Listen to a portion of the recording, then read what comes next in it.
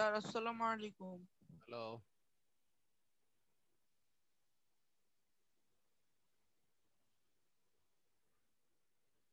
Hello.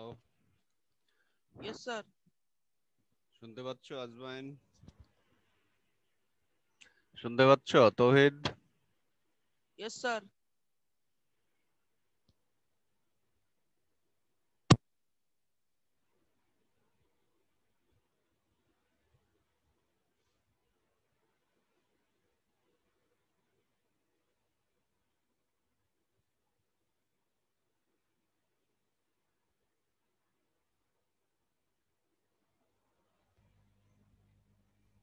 আসসালামু আলাইকুম sir. ওয়ালাইকুম আসসালাম।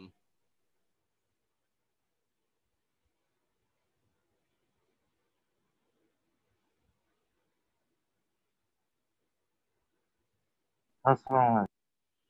ওয়ালাইকুম আসসালাম।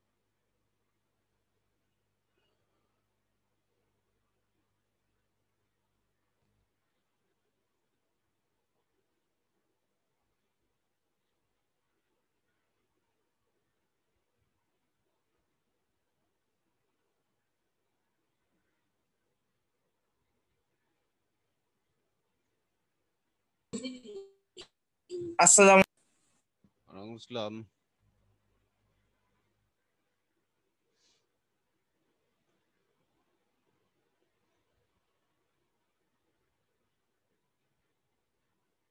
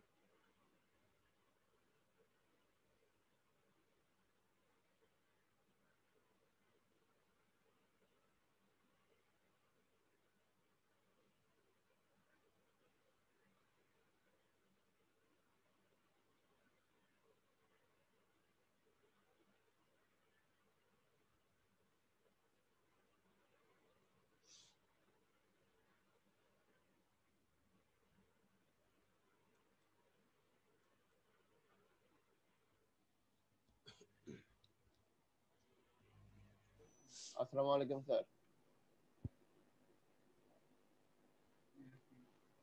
আসসালামু আলাইকুম স্যার। ওয়ালাইকুম আসসালাম।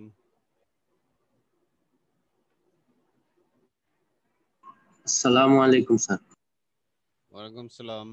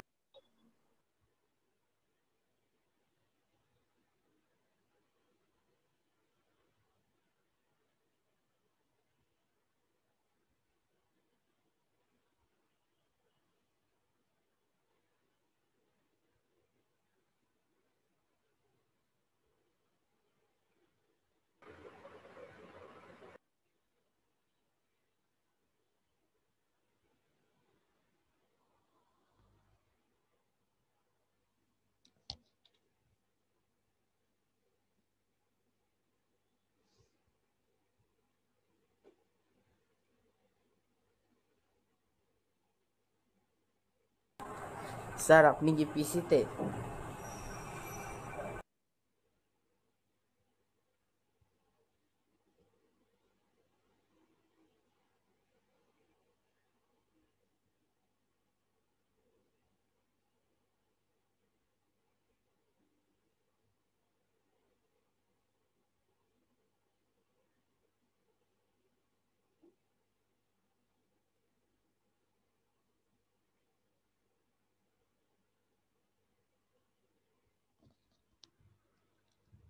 হ্যালো,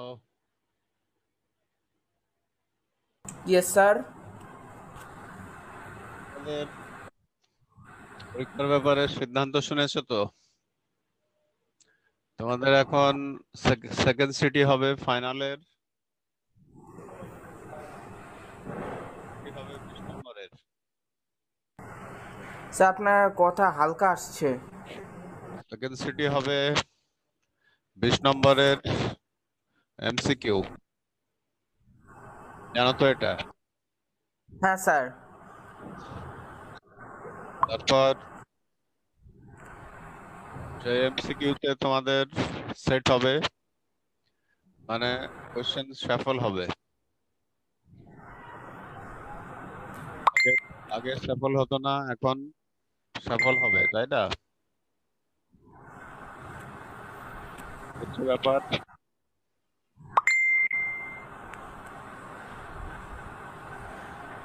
মানে মনে করো তৌহিদের সেটে যেটা 3 নম্বরে আছে, সেটা রেজওয়ানের সেটে থাকতে পারে 17 নম্বর।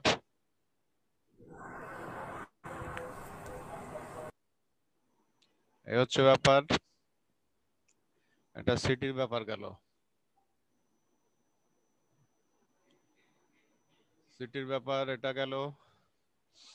এরপর সিটির পরে তোমাদের বার্ষিক পরীক্ষার জন্য ওখানে আবার এমসিকিউ পরীক্ষা হবে, আবার কুইজ পরীক্ষা হবে। স্যার কুইজটা হবে কেমনে? কুইজ কুইজ পরীক্ষা হবে, সেখানে মনে করো অঙ্ক দিয়ে সেখান থেকেই প্রশ্ন করা হবে, কিছু ডাটা দিয়ে দেওয়া হলো, দিয়ে বলা হবে যে এত তারিখে জাবেদা কোনটি হবে, স্যার এই প্রশ্নটা স্যার কে এত করবে? তারিখের স্যার কুইজ কি মৌখিক হবে নাকি স্যার লিখিত? লিখিত হবে। এত তারিখের লেনদেনটি রেওয়ামিলের কোন দিকে বসবে, এরকম। তো কুইজ এইভাবে হবে তোমাদের ক্লাসের গ্রুপে কুইজ। পেনিয়াল কিছু বলবা? স্যার আমাদের তো স্যার ফাইনাল এক্সামে তো দিয়েছে স্যার, আমাদের 9-এ তো স্যার এমসিকিউ তো হবে না, ওখানে তো এমসিকিউ কিছু লেখে নাই স্যার যে বার্ষিক পরীক্ষায়। আচ্ছা, তাহলে কুইজ হবে। কুইজের ব্যাপারটা শুনে নাও। অঙ্কের প্রশ্ন দেয়া হবে, দিয়ে বলা হবে যে এখানে ব্যয় কত টাকা, বুঝছো? ব্যয় কত টাকা এটা জিজ্ঞেস করা হবে। এত তারিখের এই ডাটাটি রেওয়ামিলের কোন দিকে বসবে, ডেবিটে না ক্রেডিটে? কুইজ নেওয়ার পদ্ধতি হবে, তোমাদের ক্লাসের গ্রুপে কুইজের আগে প্রশ্ন দিয়ে দেওয়া হবে, খাতায় কলেজ নম্বর, নাম এগুলো লিখতে হবে। লেখার পর ছবি উঠিয়ে নির্দিষ্ট ইমেল নাম্বার দেওয়া হবে, সেই ইমেল নাম্বারে ওই ছবিগুলো ইমেল করে দিতে হবে। ক্লিয়ার হয়েছে বয়েজ? ওকে স্যার, মানে স্যার আমাদের কোশ্চেন দেওয়া হবে? হ্যাঁ, ক্লাসের গ্রুপ মানে স্যার কোয়েশ্চেনটা স্যার ওই ফর্ম আকারে দিয়ে দিবে, আর আমরা স্যার খাতার মধ্যে অ্যান্সার গুলা লিখে স্যার হোটেল ছবি পাঠাবো, তাই তো? ফর্ম আকারে না, খাতার মধ্যে প্রশ্ন তোমার ক্লাসের গ্রুপে দিয়ে দেওয়া হলো।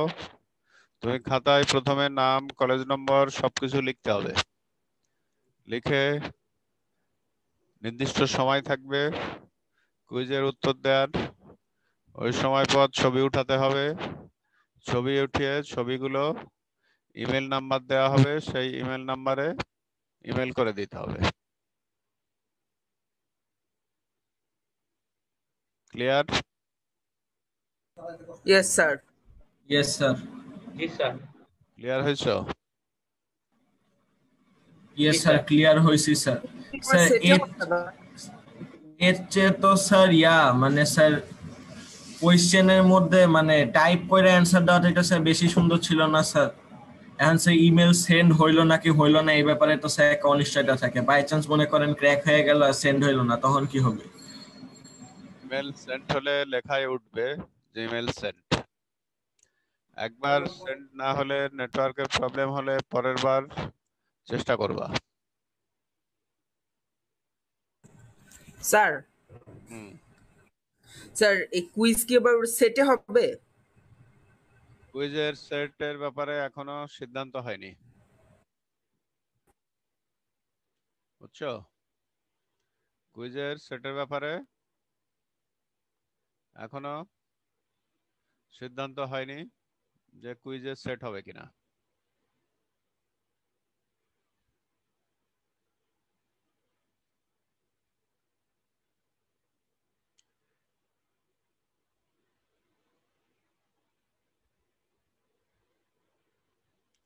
আর কোনো প্রশ্ন এ ব্যাপারে?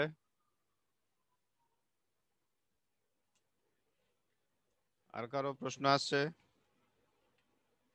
স্যার আমি সিটিটা বুঝতে পারিনি স্যার, শুনতে পারিনি স্যার সিটিটা। স্যার সিটিটা এমসিকিউ পরীক্ষা হবে, কিন্তু সেট হবে।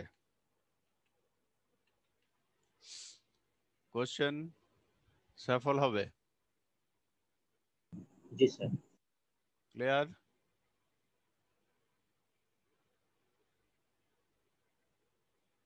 এখন আমরা আজকের আলোচনাতে যাই। যেহেতু সিটি পরীক্ষা হবে, আজকে আমরা এমসিকিউ নিয়ে আলোচনা করব।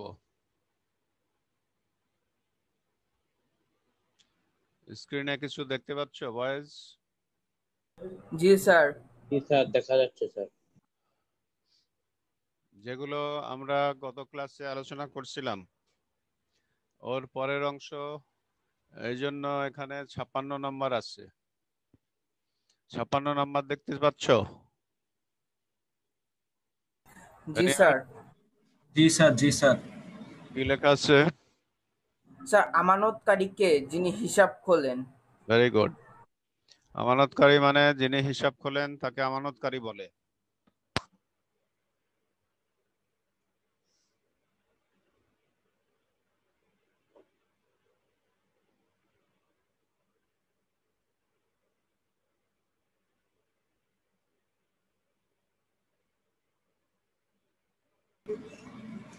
আচ্ছা, সবাই চুপ হয়ে গেল নাকি আমি চুপ হয়ে গেলাম?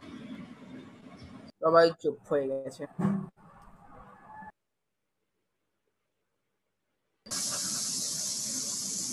আচ্ছা,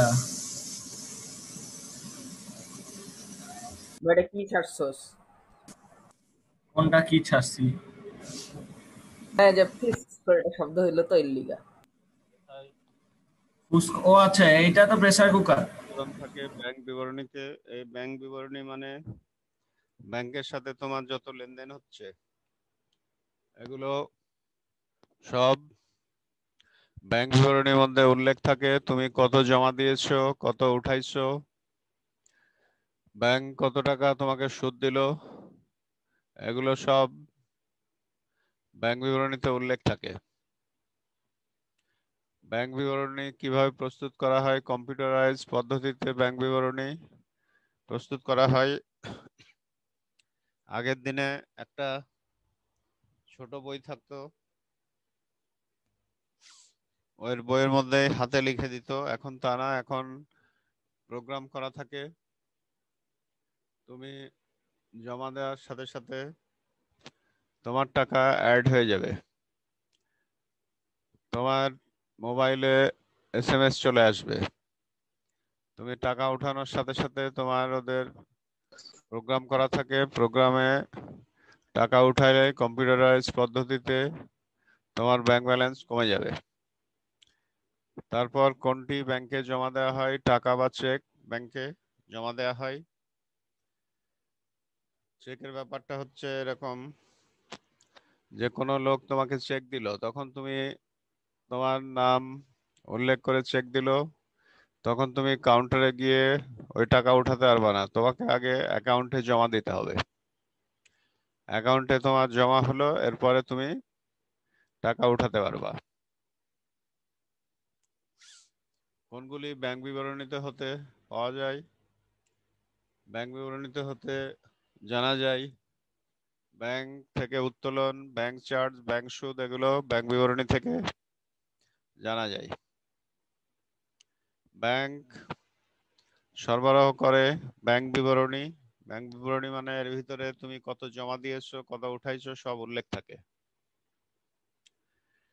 কোনটি মিলকরণ বিবরণী? মিলকরণ বিবরণী মানে ব্যাংক সমন্বয় বিবরণী, যেখানে তোমার যদি টাকার কোনো গড়মিল হয়ে থাকে, এই ব্যাংক সমন্বয় বিবরণী থেকে জানা যায়। তুমি জমা দিয়েছো 70,000, ব্যাংক ভুল করে 7,000 টাকা পোস্টিং দিলে, এই ব্যাংক সমন্বয় বিবরণীতে ধরা পড়ে।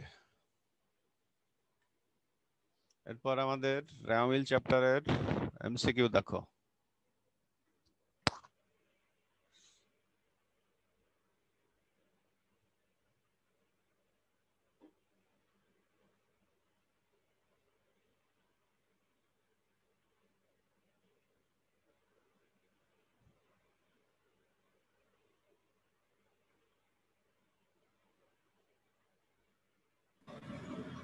আচ্ছা, আবারও কি আমি চুপ হয়ে গেলাম? না, হ্যাঁ মোর্শেদ, আবার তুমি চুপ হয়ে গেছো। ভাই রে ভাই, ভাই মোর্শেদ তুই কি রান্না করে ক্লাস করতেছস না প্রেসার কুকারের শব্দ পাইলাম তো ওই সময় এই লিগা? গান গাছ তুই। ভাই প্রেসার কুকারের আওয়াজ সবসময় একটু জোরেই হয়, ঠিক আছে? তুই তোর বাসার প্রেসার কুকারটা একটু চুলায় বসায় আয়, দেখ তোর দরজা বন্ধ করে পড়লেও আওয়াজ একটু হলেও আসবে ভিতরে, হ্যাঁ? বাদ পড়ার ভুল কি তোর হচ্ছে, বাসায় প্রেসার কুকার নেই? বাদ পড়ার ভুল হচ্ছে এক পক্ষ লেখা। কে বলে বাদ পড়ার ভুল? অনেক সময় জাবেদা লেখার সময় ভুল করে কেউ এক পক্ষ লিখলো, তখন তাকে বলে বাদ পড়ার ভুল। আর লেখার ভুল, তোমাদের বইতে দেখবা ভুলের বিভিন্ন শ্রেণী বিভাগ আছে। লেখার ভুল হচ্ছে ডেবিট ক্রেডিটে লেখা, এটাকে বলে লেখার ভুল। ভুল করে কেউ ডেবিটটা ক্রেডিটে লিখে দিল, এটাই হবে লেখার ভুল।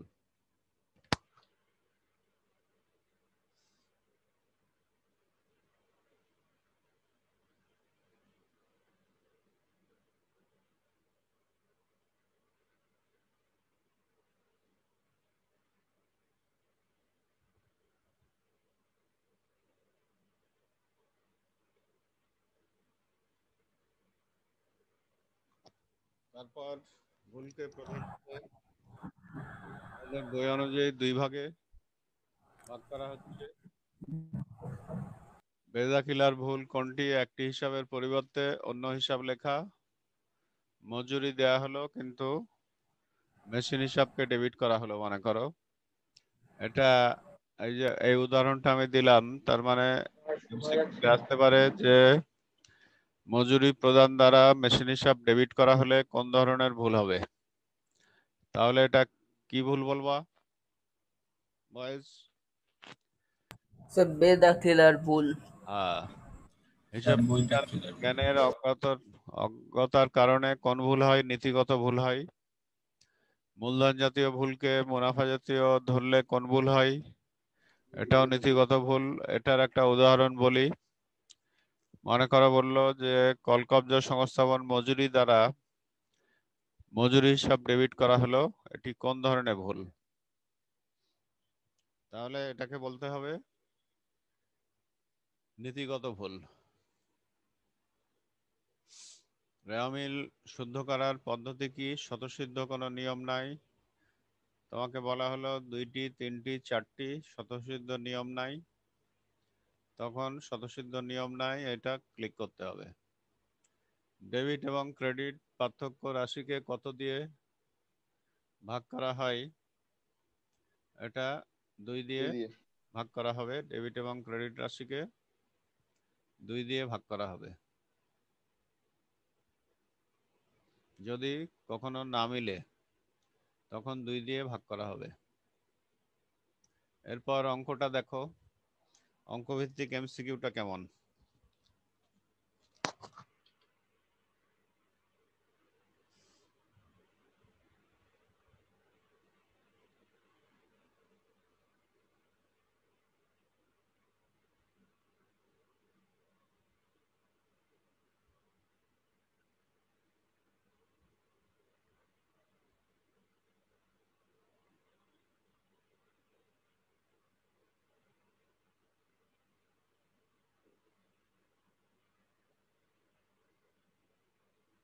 অঙ্কে যেটা বলা হচ্ছে তোমার যে অনাদায়ী পাওনা 500 টাকা, পরিবহন 680, অনাদায়ী পাওনা সঞ্চিতি 2000, কলকব্জা 6000, শিক্ষানবিশ ভাতা 6000, শিক্ষানবিশ সেলামি 17000। এখান থেকে 10 এবং 11 নম্বর প্রশ্নের উত্তরে বলছে রেওয়া মিলের যোগফল কত হবে? যোগফল হবে সবসময় বেশিটা হবে হয় যোগফল। বেশিগুলো কোন দিকে আসতেছে? 500, 680, 6000, শিক্ষানবিশ ভাতা 6000। আর ক্রেডিটে 17 দেখা যাচ্ছে, 2টা ডাটা আছে 17000 আর 2000। ক্রেডিটের ডাটা হচ্ছে 19000। ক্রেডিটের ডাটার যোগফল 19000।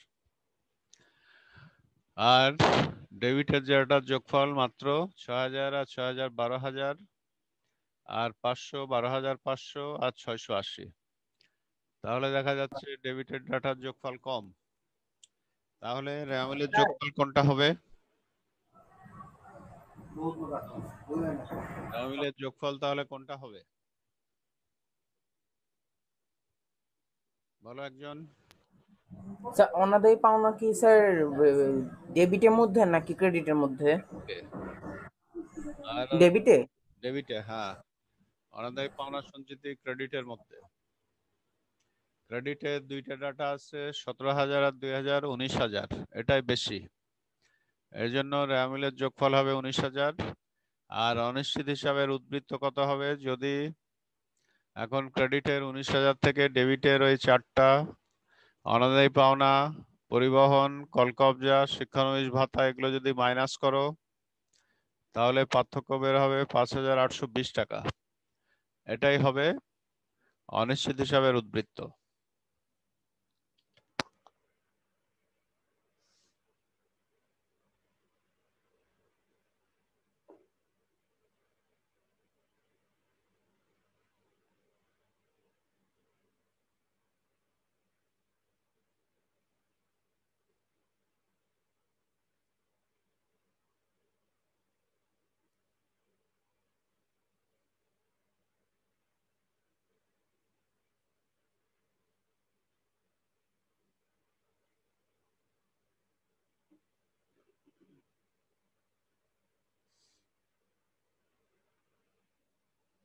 পরেরটা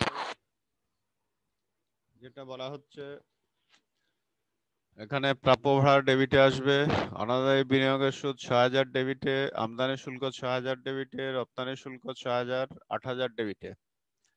তাহলে ডেবিটের টাকাগুলো হয় 4000 আর 6000 10000, আমদানি শুল্ক 6000 16000, আর রপ্তানি শুল্ক 8,000, 16 আর 8 24,000 ডেবিটে, আর ক্রেডিটে মাত্র সঞ্চয়পত্রের সুদ 5,000। তাহলে রেওয়ামিলের যোগফল বেশি যেটা সেটা হয় রেওয়ামিলের যোগফল। তাহলে রেওয়ামিলের যোগফল হবে 24,000। আর অনিশ্চিত হিসাবের উদ্বৃত্ত এখানে যদি নির্ণয় করো, ডেবিটে হলো 24,000, ক্রেডিটে মাত্র 5,000, তাই না? তাহলে অনিশ্চিত হিসাবের উদ্বৃত্ত হবে 19,000। ক্লিয়ার? Okay sir. গাণিতিক শুদ্ধতা যাচাই না করে কি প্রস্তুত করা হয়? আর্থিক বিবরণী। তোমাদের যে রেওয়ামিল আছে, রেওয়ামিলের পরে এই আর্থিক বিবরণী চ্যাপ্টার আসবে। অনেক সময় রেওয়ামিলের গাণিতিক শুদ্ধতা যাচাই না করেই আর্থিক বিবরণী তৈরি করা হয়, তখন আর্থিক বিবরণীও ভুল হয়ে যায়। আর রেওয়ামিল তৈরির ফলে কি সম্ভব হয়? ভুল সংশোধন সম্ভব হয়। যখনই রেওয়ামিল মিলবে না তখনই তুমি বুঝতে পারবা যে তোমার ভুল আছে, তখন ভুল সংশোধন করবা। রেওয়ামিল কি যদি বলা হয়, তখন বলা হবে রেওয়ামিল একটা বিবরণী। রেওয়ামিলের দুই দিক সমান হলে কি ধরা হয়? গাণিতিক ভুল নাই, এরকম ধরা হয়। রেওয়ামিলের উদ্দেশ্য হচ্ছে বিশদ আয় বিবরণী, আর্থিক বিবরণী সহজে প্রস্তুত করা। এটা তোমাদের টেনে গিয়ে আসতেছে। এই বিশদ আয় বিবরণী যেখানে আয় থেকে ব্যয়গুলো বাদ দিয়ে লাভ বের করা হয়।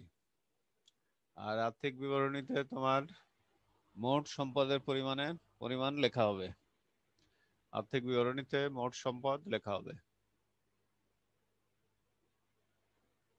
রেওয়ামিলের উদ্দেশ্য জাবেদা এবং খতিয়ানে ভুল থাকলে সংশোধন করা হচ্ছে রেওয়ামিলের উদ্দেশ্য। রেওয়ামিলের সাহায্যে কি ধারণা পাওয়া যায়? আর্থিক অবস্থা সম্পর্কে ধারণা পাওয়া যায়। তুমি দেখতেছো যে কলকবজা, যন্ত্রপাতি, দালান, নগদ তহবিল, ব্যাংক জমা ডেবিটে আছে, তখন স্বাভাবিকভাবে তুমি কি মনে করবা?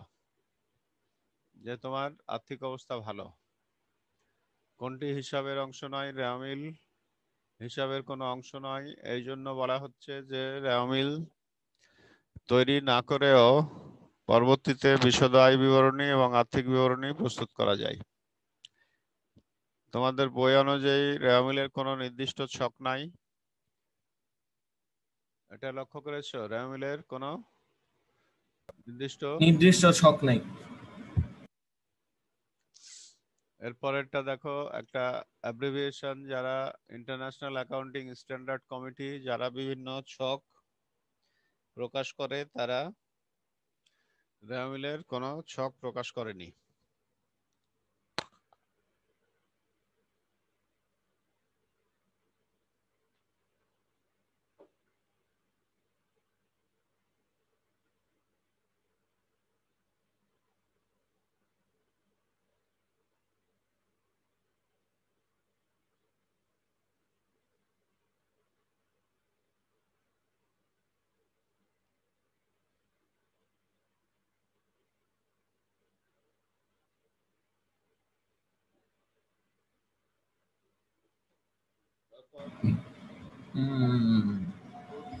উদ্দেশ্য গাণিতিক শুদ্ধতা যাচাই করা হচ্ছে রেওয়ামিল তৈরির মূল উদ্দেশ্য।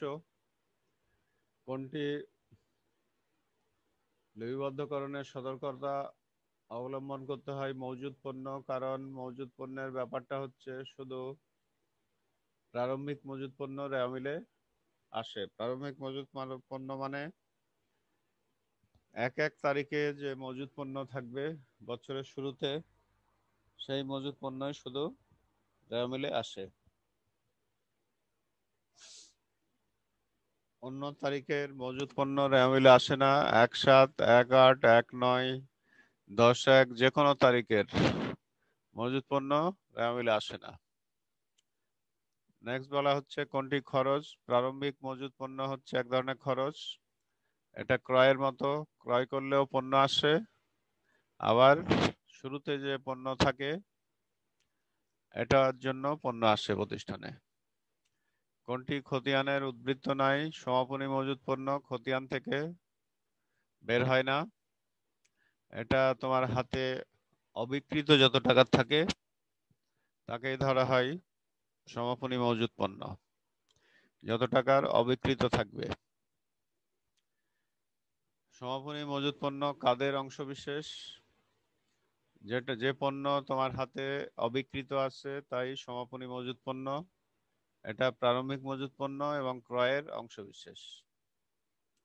প্রারম্ভিক মজুদ পণ্য এবং ক্রয়েরই একটা অংশবিশেষ, এটা খেয়াল রাখতে হবে। কারণ সমাপনী মজুদ পণ্য আসলো কোথা থেকে? প্রারম্ভিক মজুদ পণ্য যা ছিল এবং যা ক্রয় করা হয়েছিল তারই একটা অংশবিশেষ। কোনটি রেওয়া মিলে আসে না? সমাপনী মণিহারি রেওয়া মিলে আসে না।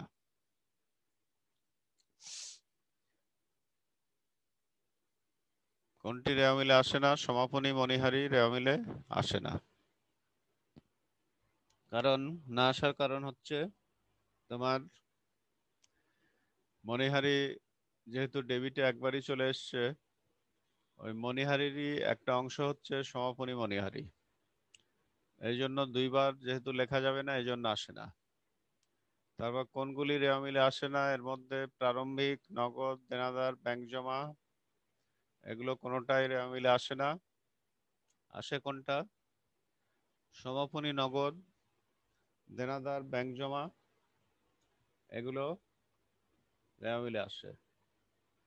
সমাপনী নগদ যত থাকবে, দেনাদার, ব্যাংক জমা, এগুলো রেওয়া মিলে ডেবিটে আসবে। সমাপনী মানে 31/12 তারিখের।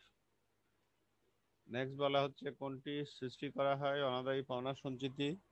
সৃষ্টি করা হয় মানে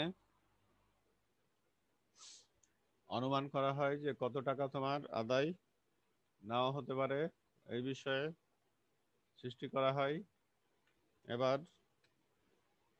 তোমাদের কার কোথায় কি কোশ্চেন আসছে বলো, আর আমি ম্যাথ থেকে কিছু এমসিকিউ এখন জানতে চাইবো, যে ছোট ছোট তোমার অঙ্ক দিয়ে এমসিকিউ করা যায়। যে এমসিকিউ গুলো আলোচনা হলো, মনে করবা না যে এগুলোর মধ্যে থেকেই হুবহু আসবে, এগুলো জাস্ট আলোচনার জন্য আলোচনা। এগুলোর বাইরেও আরো এমসিকিউ দরকার আছে।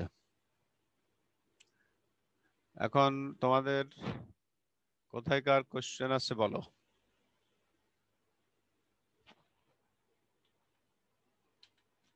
বয়েজ শুনতেছো? Yes sir.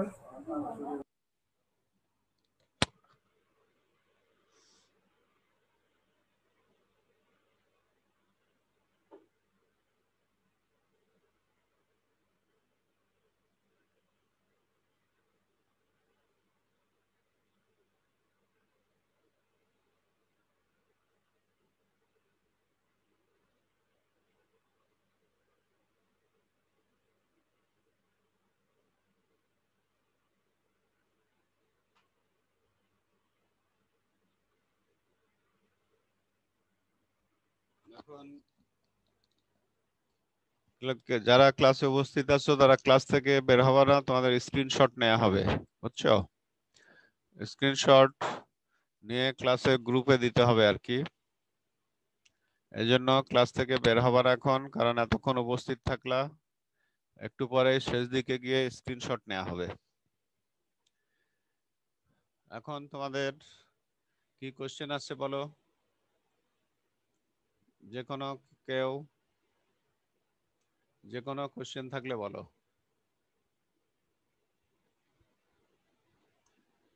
এখন একটা স্ক্রিনশট নেওয়া হচ্ছে, এরপর আবারও স্ক্রিনশট নেওয়া হবে।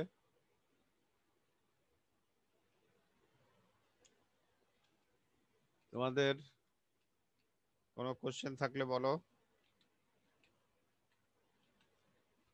এটা হচ্ছে আমাদের উপস্থিতি 10:34 স্যার স্ক্রিনশট নিলাম, এটা দেখতে পাইছো তোমরা? ইয়েস স্যার, শুনতে পাইছি স্যার। স্ক্রিনশট যে নিলাম স্যার দেখতে পাইছো? Yes, না sir, স্যার শুনতে বুঝতে পারি নাই স্যার। বুঝতে পারো? না স্যার। তো এখন তোমাদের মধ্যে কারো প্রশ্ন থাকলে বলো, যে আলোচনা করলাম এগুলো থেকে। স্যার বলো। স্যার এখানে স্যার রাও মিল্ক স্যার প্রতিটা ক্ষেত্রে কি স্যার জরুরি? মিলে রাও মিল্ক স্যার ব্যবসার জন্য কি স্যার জরুরি ব্যবসা খাতে? জরুরি মানে তৈরি করলে গাণিতিক শুদ্ধতা যাচাই হয়, কিন্তু তুমি যদি তৈরি না করো তাহলে খতিয়ানের উদ্বৃত্ত দিয়েই তুমি পরবর্তী হিসাবগুলো তৈরি করতে পারবা। Okay sir. আর কার কি প্রশ্ন আছে বলো। স্যার হ্যাঁ, স্যার সমন্বিত ক্রয়টা কি স্যার? সমন্বিত ক্রয়ের সূত্র প্রারম্ভিক মজুত পণ্য ক্রয় বাদ সমাপনী মজুত পণ্য, তাহলে সমন্বিত ক্রয় বের হয়ে যাবে। প্রারম্ভিক মজুত পণ্য যোগ ক্রয় বাদ সমাপনী মজুদ বললে তোমার সমন্বিত ক্রয় নির্ণয় হবে। কিছু ডাটা দিয়ে তোমাকে বলা হলো যে প্রারম্ভিক মজুদ এত টাকা, সমাপনী মজুদ এত টাকা, দিয়ে বলা হলো সমন্বিত ক্রয় নির্ণয় করো। তখন এই সূত্র দিয়ে সমন্বিত ক্রয় নির্ণয় করবা। সমন্বিত ক্রয় সমান প্রারম্ভিক মজুত পণ্য যোগ ক্রয় বাদ সমাপনী মজুত পণ্য। এরপরে বলো কার প্রশ্ন আছে কি আর।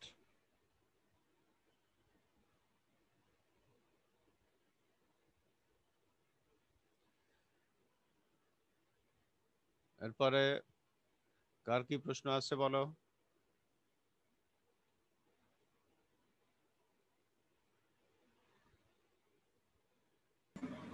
স্যার প্রশ্ন নাই স্যার।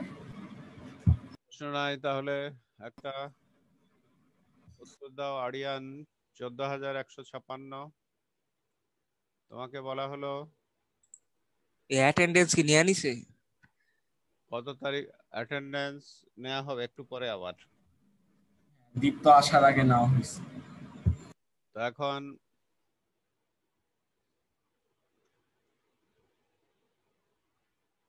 আরিয়ান তুমি বলো যে তোমাকে কয়েকটা ছোট্ট একটা ম্যাথ দিয়ে কয়েকটা নগদ তহবিল ব্যাংক জমা দেয়া হলো, কোনটা রেওয়ামিলে আসবে যদি জিজ্ঞেস করা হয় তার উত্তর কি বলবা? যদি বলা হয় কোনটা রেওয়ামিলে আসবে তার উত্তর কি বলবা?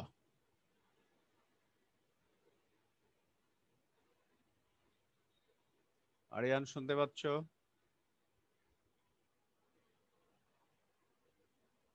আরিয়ান শুনতে পাচ্ছ?